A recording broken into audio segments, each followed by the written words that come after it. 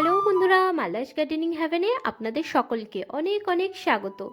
আশা করি আপনারা সবাই অনেক ভালো আছেন। আমিও অনেক ভালো আছি, সাথে বাগানের নিত্য কাজে ব্যস্ত আছি। বন্ধুরা, গরম পড়া শুরু করে দিয়েছে আর শীতের ফুলের গাছ এখন প্রায় শেষের মুখে। তো এখন থেকেই শুরু করে দিতে হবে গরমের সমস্ত ফুল গাছ লাগানো। তো গরমে আপনারা কি কি ফুল গাছ লাগাবেন আর কিভাবে হাড়গুঁড়ো, নিমখোল, শিংকুচি, অ্যাপসাম সল্ট এই সমস্ত ছাড়াও সুন্দর উর্বরে ঝুরঝুরে মাটি তৈরি করবেন, সে সমস্তই আজকের ভিডিওতে আমি আলোচনা করব। বন্ধুরা, আমি এর আগে যে হাড়গুঁড়ো, নিমখোল, শিংকুচি ছাড়া মাটি তৈরি দেখিয়েছিলাম, সেখানে আমাকে অনেকেই কমেন্টে বলেছেন যে এইভাবে মাটি তৈরি করতে গিয়ে তাদের নাকি মাটিতে পোকা হচ্ছে। তো আমার কিন্তু এখনো পর্যন্ত মাটিতে পোকার সমস্যা নেই। তো আমি আপনাদেরকে আজকে মাটি বার করেও দেখিয়ে দেব যে মাটির মধ্যে কিন্তু পোকা আমার এখনো হয়নি। তো কিভাবে আপনারাও এই কাজটি করবেন যে মাটিতে পোকা হবে না, সেটা আজকের ভিডিওতে আপনারা দেখতে পাবেন। সবার আগে চলুন গরমের ফুলের গাছগুলো লাগানো শুরু করি। তো এটা হচ্ছে জেরেনিয়াম ফুলের গাছ। এটি কিন্তু গরমের খুবই সুন্দর একটি ফুলের গাছ। এটাকে আমি নার্সারি থেকে কিনে নিয়ে এসেছি, আর যেহেতু অনেকগুলো গাছ কিনেছিলাম, ডিসকাউন্টে এই গাছটার দাম পড়েছে মাত্র 10 টাকা। 10 টাকায় এই ফুলটা কিন্তু খুবই সুন্দর দেখতে। আর এটা হচ্ছে একটু পিঙ্ক কালারের, আরও রয়েছিল লাল রঙের আর একটুখানি অরেঞ্জ কালারেরও। আমার কাছে ওই কালারটা ভালো লেগেছে, তো আমি ওইটা কিনে নিয়েছি। আর বেশ কিছু পিটুনিয়ার চারা গাছের গোড়ায় হয়েছে। আসলে যেহেতু এখন থেকে গরমের গাছগুলোর প্রিপারেশন শুরু করে দিতে হবে, তো আমি জানুয়ারি ডিসেম্বর মাস থেকেই আমার যেহেতু অনেকগুলো গাছ আছে, আমি রিপটিং করা চালু করে দিয়েছিলাম। রিপটিংয়ের মধ্যে হার্ড প্রুনিং আর শিকড় কেটে মাটি নতুন করে তৈরি করে বসানো। তো ওইভাবে তৈরি করে বসাবার পরে ঝুরঝুরে মাটিতে এত পরিমাণে খাদ্য খাবার ছিল যে সব জায়গা থেকে দেখুন বিভিন্ন ধরনের চারা বার হওয়া শুরু করে দিয়েছে। তো এখান থেকেই আমার প্রতিবেশীর জন্য বেশ কিছু চারা এক জায়গায় করে নিলাম। এই চারাগুলো আমি তাকে দিয়ে দেব, সে লাগাবে। আর দেখুন সমস্ত গাছের মাটি কিন্তু খুবই ঝুরঝুরে, আর মাটির রং দেখেই বুঝতে পারছেন মাটি কিন্তু ভীষণ উর্বর। এবার আসি গরমের ফুল গাছের কথায়। গরমের ফুল গাছের মধ্যে জবা, টগর, বেল, জুঁই, জেরেনিয়াম, তারপরে সানফ্লাওয়ার মানে সূর্যমুখী ফুল, সে তো থাকেই।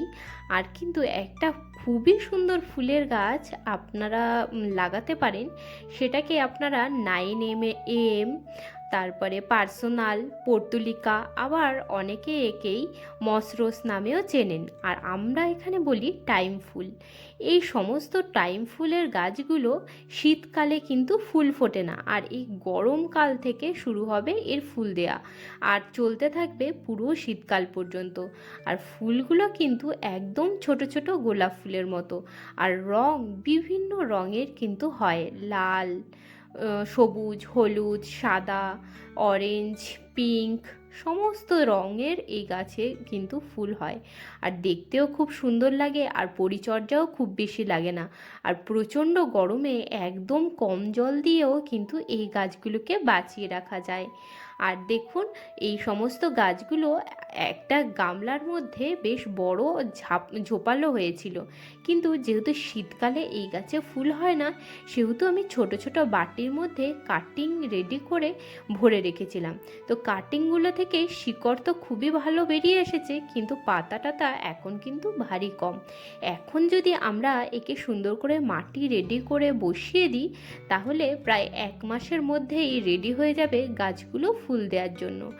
আর দেখুন এই যে মাটিটা, এই মাটিটার মধ্যে কিন্তু প্রচুর পরিমাণে সার আছে, কিন্তু মাটিটার মধ্যে বায়ু চলাচলের একটু অভাব হওয়ার কারণে ভিতরে পিঁপড়ে হয়ে গেছে।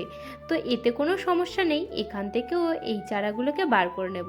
আর এই গাছগুলো লাগাবার সময় খুব ভালোভাবে মাথায় রাখবেন যে পুরনো যে মাটি আছে সেই মাটিগুলো কিন্তু শিকড় থেকে ভালোভাবে ঝাড়িয়ে নিয়ে তারপরেই লাগাতে হবে।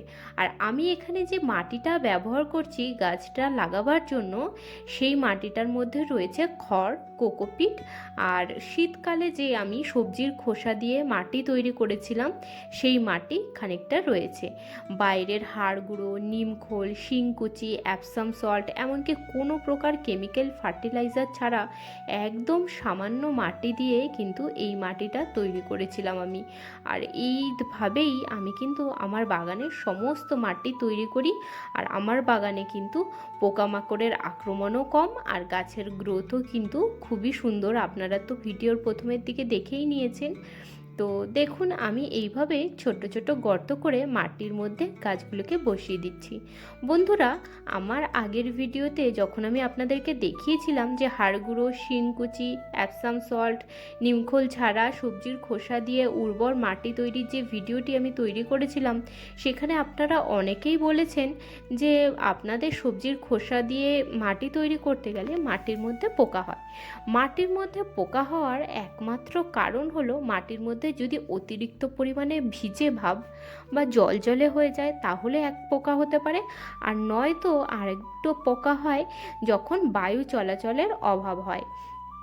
মাটির মধ্যে যদি বায়ু চলাচল স্বাভাবিক না থাকে তবেই মাটির মধ্যে পিঁপড়ে বা একটা একটা পোকা, সাদা একটু বড় সাইজের ম্যাগট বলা হয়, ওই পোকাটা হতে পারে।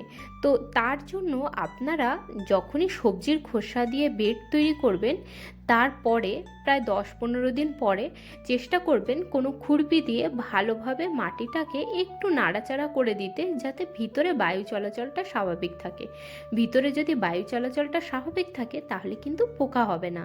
আর জলের যে বিষয়টা, যদি আপনারা নিচে একটু বেশি পরিমাণে শুকনো পাতা, খবরের কাগজ বা কাগজ জাতীয় জিনিস যা জলকে শোষণ করে, সেই ধরনের জিনিস যদি একটু বেশি পরিমাণে দেন নিচের দিকে, তাহলে কিন্তু ময়েশ্চারটাও কন্ট্রোল থাকবে আর খুব বেশি জলজলে ভাব হবে না। কারণ সবজির খোসা থেকে যে লিকুইড জলটা বেরোবে সেটা নিচে যে বেড তৈরি করব আমরা শুকনো পাতা দিয়ে, সেই বেডের গুলো শোষণ করে নেবে। তো অতিরিক্ত পরিমাণে জল হবে না, আর অতিরিক্ত পরিমাণে জল না হলে তাহলে কিন্তু পোকাও হবে না।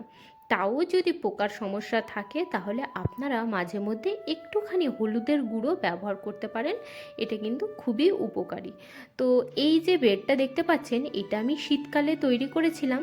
আর এর মধ্যেও একইভাবে পুরনো মাটি, তার সাথে কিছু পরিমাণে খড় আর সবজির খোসা দিয়েই তৈরি করেছিলাম। তো এই গাছগুলো সব চন্দ্রমল্লিকা ফুলের গাছ। চন্দ্রমল্লিকা ফুলের তো জানছেনই, এখন শীত চলে গেছে, সিজন শেষ, এখন আর ফুল ফুটবে না। তো এখান থেকে আমি এখন এই শিকড়গুলোকে সংরক্ষণ করে রেখে দেব। আর পুরো গামলাটা রেখে দেওয়ার এখন কিন্তু কোনো রকমই দরকার নেই। দেখুন, শিকড় থেকে বেশি পরিমাণে মাটিকে ঝরিয়ে নেব, নিয়ে শিকড়গুলোকে আমি রেখে দেব একদম ছায়া জায়গাতে। আর প্রায় কয়েক মাস পরে, ধরুন 3 থেকে 4 মাস পরে, এখান থেকেই ছোট ছোট কাটিংয়ের চারা তৈরি করব, করে আবার শীতকালের জন্য চন্দ্রমল্লিকা ফুলের গাছ রেডি করব। তো দেখুন, এই যে বেডটা আমি তৈরি করেছিলাম এটাও কিন্তু ওই সবজির খোসা দিয়েই তৈরি করা বেড। কিন্তু এখন দেখুন কিছুই বুঝতে পারবে না, এর মধ্যে সবজির খোসা, কাগজ, তারপরে শুকনো পাতা, গাছে কাটা ডালপালা, এ সমস্তই ছিল। কিন্তু সমস্ত কিছু মাটির সাথে মিশে দেখুন কত সুন্দর সার মাটি তৈরি হয়ে গেছে। মাটির রং দেখেই কিন্তু বোঝা যায় যে মাটির মধ্যে আপাতত খাবার দেওয়ার প্রয়োজন আছে কি নেই। দেখুন, এই যে মাটিটা বার হলো টবের ভিতর থেকে আর গামলার ভিতর থেকে, এই মাটিতে কিন্তু একদমই এক্সট্রা খাবার দেওয়ার কোনোই প্রয়োজন নেই। মাটিটা যথেষ্ট ঝুরঝুরে, মাটিটার মধ্যে দেখুন একদমই কালো রং, আর হচ্ছে ওয়াটার হোল্ডিং ক্যাপাসিটি, মানে হলো একবার আপনি জল দেওয়ার পরে কতক্ষণ পরে বা কত দিন পরে আপনাকে আবার জল দিতে হচ্ছে, তার থেকেও কিন্তু বোঝা যায় যে মাটির মধ্যে সার বা খাদ্য কতখানি রয়েছে। মাটির মধ্যে যে পরিমাণে খাদ্য থাকবে গাছের গ্রোথও কিন্তু সেই রকমেরই হবে। তো দেখুন, এই যে মাটিটায় একদিন জল দিলে তারপরে কিন্তু 2 দিন আর জল দিতে হচ্ছে না এই গরমেও। তো তার থেকেই আপনাদেরকে বলছি যে এই মাটিতে কিন্তু যথেষ্ট পরিমাণে খাদ্য আছে। তো সেই খাবারটা কোথা থেকে এসেছে? আর কোনো কিছুই না, ওই সবজির খোসা আর শুকনো পাতা থেকে। শুকনো পাতা থেকে তৈরি হয় কার্বন, আর সবজির খোসা থেকে গাছ পায় নাইট্রোজেন, পটাশিয়াম, ফসফরাস, ক্যালসিয়াম আর অন্যান্য সমস্ত মাইক্রোনিউট্রিয়েন্ট।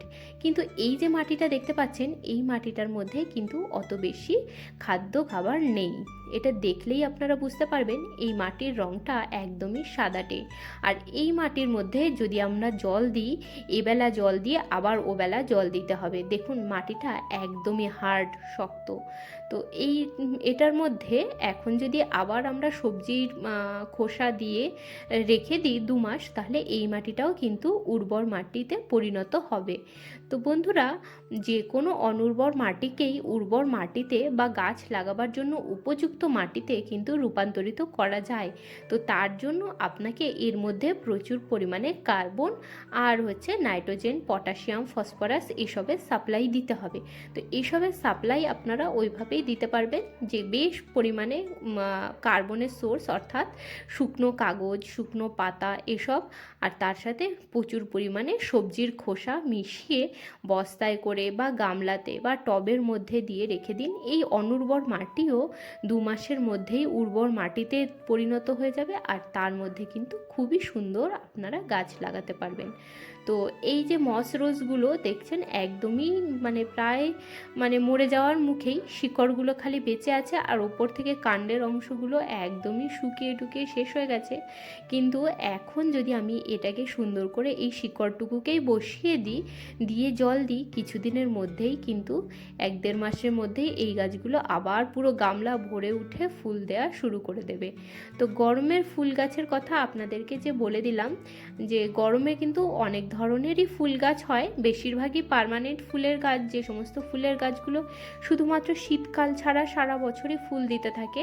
তো তার মধ্যে যেগুলো বললাম, যে জবা গাছ, টগর, বেল, জুঁই, আর এই যে ফুলের গাছটা দেখতে পাচ্ছেন জেরেনিয়াম, আর আপনারা 9M বা টাইম ফুল বা পর্তুলিকাও বলতে পারেন।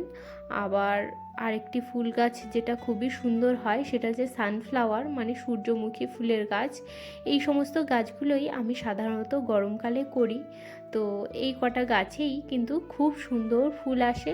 আর জবা ফুলের গাছ, টগর ফুলের গাছের যে পরিচর্যা, তা নিয়ে আমি আগেই একটা ভিডিও বানিয়েছি, তো আপনারা চাইলে দেখে নিতে পারেন। তো আমি আবার কালকে একটা নতুন ভিডিও আপনাদেরকে দেব, যে জবা ফুলের গাছের রিপোর্টিংয়ের পরে কী ধরনের পরিচর্যা করা উচিত।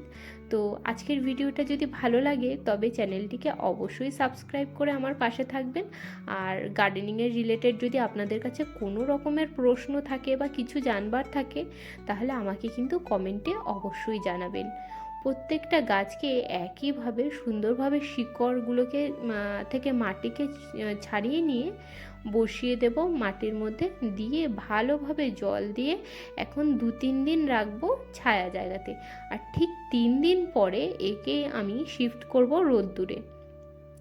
টাইম ফুল বা পর্তুলিকা যাই বলুন না কেন, রোদ্দুর কিন্তু খুবই পছন্দ করে। এই গাছকে যদি আপনারা রোদ্দুরে রাখেন তাহলেই কিন্তু খুবই ভালো ফুল পাবেন। ছায়া জায়গাতে কিন্তু এই গাছের খালি পাতাই বাড়ে, ফুল কিন্তু খুব একটা আসে না। আর তাও যদি আপনাদের পর্তুলিকাতে ফুল কখনো আসছে না, এই ধরনের সমস্যা হয়, তাহলে মাটিটা একবার চেক করুন। মাটিতে কিন্তু অতিরিক্ত পরিমাণে জল থাকলে একদমই চলবে না, ওয়েল ড্রেন মাটি হতে হবে। আর যাতে মাটি জল দেওয়ার পরে ড্রেনেজ হোল থেকে বেশিটা মাটির থেকে জলই বার হয়ে যায়, তাহলে কিন্তু পর্তুলিকা গাছে ফুল আসবে। আর এই গাছে মাঝে মধ্যেই আপনারা লিকুইড ফার্টিলাইজার হিসেবে সরিষার খোল পচা জল ব্যবহার করতে পারেন, তাহলে কিন্তু এই গাছে খুবই সুন্দর ফুল হয়। আর একদমই লো মেনটেনেন্সে এই গাছে ফুল হয়। তো বন্ধুরা, এই যে চন্দ্রমল্লিকা ফুলের গাছের কিন্তু এখন শিকড়টিকে আমাদেরকে বাঁচিয়ে রাখতে হবে। তার জন্য এই চন্দ্রমল্লিকা ফুলের গাছকে আমাদেরকে এখন শেডে, অর্থাৎ ছায়া জায়গাতে রাখতে হবে। আর প্রয়োজন মতো শুধুমাত্র জল দিতে হবে। এই সময় কিন্তু চন্দ্রমল্লিকা গাছে কোনো রকম খাবার দেওয়া যাবে না। আর ঠিক 3 থেকে 4 মাস পরেই এই চন্দ্রমল্লিকা গাছের কাটিং থেকে কিন্তু ছোট ছোট চারা তৈরি করা হবে, আর সেই চারাকে বসানো হবে।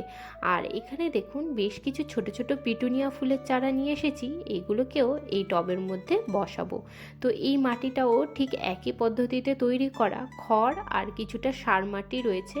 তো তার মধ্যে কিন্তু হাড় গুঁড়ো, শিংকুচি, অ্যাপসাম সল্ট এগুলো কিছুই না, নর্মালি সবজির খোসা দিয়ে যে মাটি তৈরি হয় সেই মাটি এখানে রয়েছে। হয়েছে। আর এই পিটুনিয়াগুলো কিন্তু শীতের পিটুনিয়া নয়, এগুলো দেশি পিটুনিয়া। এগুলো কিন্তু গরমেও খুবই ভালো ফুল ফোটে। এই যে গাছটা লাগিয়ে দিলাম, ঠিক 1 মাসের মধ্যেই গাছে ফুল আসা শুরু করে দেবে। আর ভিডিওর প্রথমে তো আপনাদেরকে পিটুনিয়া, দেশি পিটুনিয়ার কিছু ফুল আপনাদেরকে দেখালামই। ফুলগুলো সাইজে একটু ছোট হয়, কিন্তু নর্মাল যে হাইব্রিড পিটুনিয়া যেগুলো সুন্দর সুন্দর রঙের হয় তার মতন এগুলো নয়। এর মধ্যে কিন্তু সুন্দর একটা গন্ধও রয়েছে। তো বন্ধুরা, আজকের ভিডিওটা আমি এখানেই শেষ করছি। দেখা হচ্ছে আপনাদের সাথে আবার পরের ভিডিওতে। আপনারা সবাই ভালো থাকবেন, সুস্থ থাকবেন, আর নতুন নতুন গাছ লাগাতে থাকবেন। আর ভিডিওটি যদি ভালো লাগে চ্যানেলটিকে সাবস্ক্রাইব